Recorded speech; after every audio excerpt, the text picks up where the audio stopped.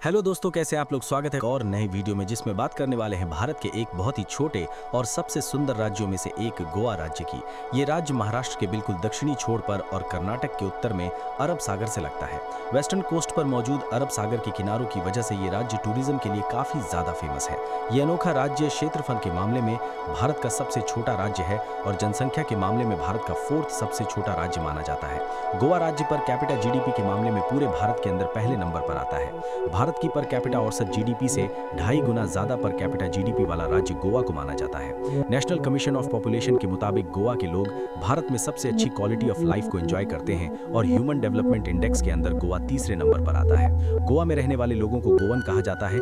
2011 की जनगणना के अनुसार गोवा में करीब 1.5 मिलियन यानी 14 लाख लोग रहते हैं। सिक्किम, मिजोरम और अरुणाचल प्रदेश के बाद गोवा चौथा राज्य है जहां पर सबसे कम जनसंख्या पाई जाती है। गोवा में 1 किलोमीटर के अंदर लगभग 394 लोग रहते हैं, जो हमारी नेशनल पॉपुलेशन डेंसिटी 382 व्यक्ति प्रति वर्ग किलोमीटर से थोड़ी ही ज्यादा है। गोवा राज्य कोंकण भूभाग के अंदर आता है, जो भारत के वेस्ट कोस्ट पर मौजूद एक लंबी पट्टी में फैला हुआ है।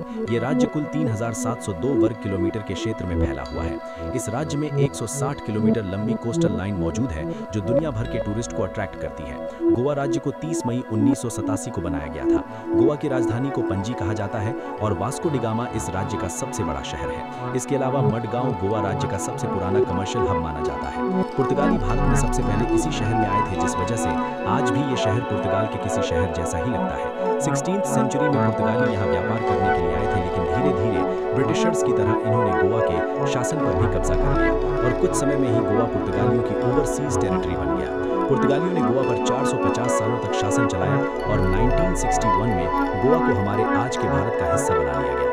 गोवा के लोग हिंदी, कोंकणी और अंग्रेजी भाषा बोलते हैं। कोंकणी भाषा भारत में बोली जाने वाली 22 भाषाओं में से एक है।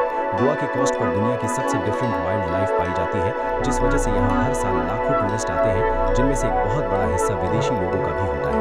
गोवा के बीच पर सफेद रंग वाली रेत पाई जाती है, जो अपने आप में ही पूरे भारत में सबसे खास है। इसी वजह गोवा में काफी ज्यादा पैसा सिर्फ टूरिज्म की वजह से आता है। पैसे की बात आ ही गई तो चलिए बात करते हैं गोवा की इकोनॉमी के बारे में। 2017 में गोवा की जीडीपी $11 बिलियन थी और अभी की बात करें तो भारत में सबसे ज्यादा पर कैपिटा जीडीपी के साथ गोवा सबसे अमीर राज्यों में आता है। गर्मी और सर्दियों में गोवा के अंदर टूरिस्ट की भरमार लगी रहती है। भारत में टूरिज्म के लिए आने वाले कुल विदेशियों में से 12% तो केवल गोवा में घूमने के लिए आते हैं। गोवा नेचुरल मिनरल्स के मामले में भी काफी समृद्ध राज्य माना जाता है। यहाँ पर बॉक्साइट, आयरन, मैंगनीज, सिलिका और लाइमस्टोन जैसी चीजें काफी ज्यादा मात्रा में पाई जाती हैं। ये मिनरल्स और मेटल्स यहाँ से जापान जैसे देशों में एक्सपोर्ट किए जाते हैं। गोवा की इंडस्ट्रीज के अंदर माइनिंग इंडस्ट्री दूसरे नंबर पर आती है, जहां से 2016-17 में 20 मिलियन टन से ज्यादा आयरन को एक्सपोर्ट किया गया था। यहाँ जिन लोगों को काम नहीं मिल पाता वे ज्यादातर लोग खेती करते हैं, जिसमें सबसे ज्यादा इस राज्य के अंदर चावल की खेती है। भारत में काजू और नारियल की खेती भी सबसे ज्यादा तटीय राज्यों में की जाती है, जिनमें से गोवा भी एक प्रमुख उत्पादक राज्य है। आज के वीडियो में इतना है। वीडियो पसंद आए तो लाइक कीजिए। अगर अपने शहर के बारे में वीडियो चाहते हैं और कमेंट में अपने शहर का नाम लिखकर जरूर बताएं। Thanks for watching. Stay tuned with explorer.